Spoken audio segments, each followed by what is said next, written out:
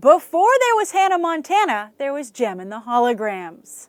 Although, while a mere wig was enough to allow Miley Stewart some anonymity when she wasn't on stage, Jerrica Benton used a holographic computer to become her alter ego, rock star Jem.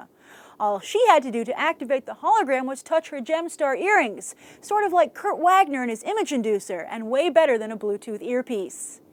Now, Jem and the Holograms was an animated series that lasted for 3 seasons back in the 1980s, dreamed up by Hasbro, Marvel, and advertising agency Griffin Bacall, the think tank who'd already scored with G.I. Joe for boys. But writer Christy Marks, who was brought on in a work-for-hire capacity to flesh out this idea, decided to give it some added depth. Jerrica Benton doesn't just want to be a rock star, but is also the owner and manager of the company which represents Jem and the Holograms, Starlight Music. She also works to protect her dead father's impressive hologram technology from falling into the wrong hands, and takes care of 12 foster children, which she calls the Starlight Girls. She also has to worry about a hostile corporate takeover from the former co-owner of Starlight Music, Eric Raymond, who now owns rival studio Misfits Music and later Stinger Sound, which represents Jem and the Holograms' rival bands, the Misfits and the Stingers. Now, the adventures of Jerrica Benton and her alter ego Jem were a big hit on the small screen, resulting in the 3rd most watched children's program in 1986. But it didn't sell enough toys, its primary purpose.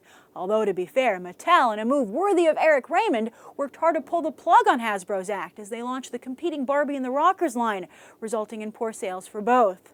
But while Barbie drove on in her pink Corvette, fellow lover of Pink Jem's tour was canceled.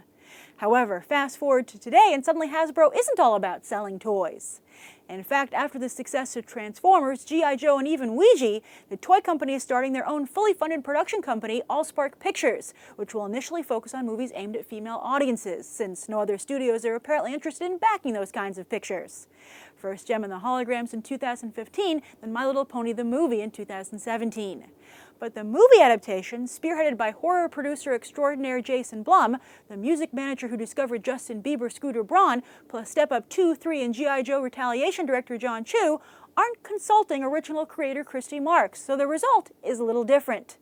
This time, Jem and her sister Kimber are the foster care kids, played by Aubrey Peeples and Stefanie Scott, who become online music stars, no holograms needed.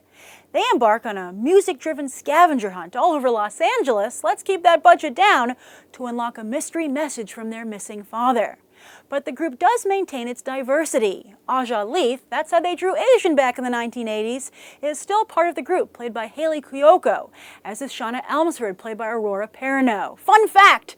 Aurora's dad is alive and well, Michael Dawson from Lost. The roles in the band also remain the same. Jem is the lead singer, her sister Kimber is the band's songwriter and keyboardist, Aja is the lead guitarist, while Shana is the drummer and bass guitarist.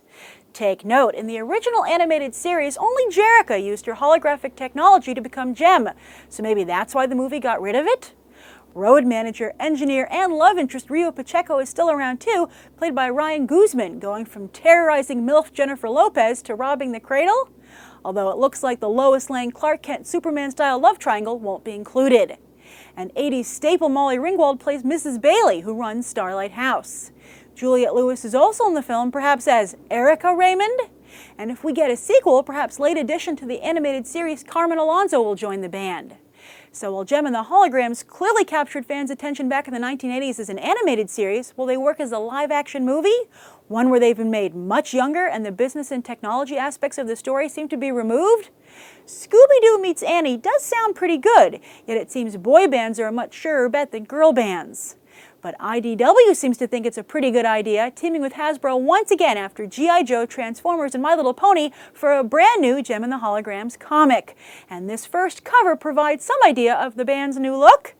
What do you think about animated Jem versus live-action Jem? Be sure to leave your thoughts down below. I'm Grace Randolph, and this has been a Movie Bite. You can watch more right now.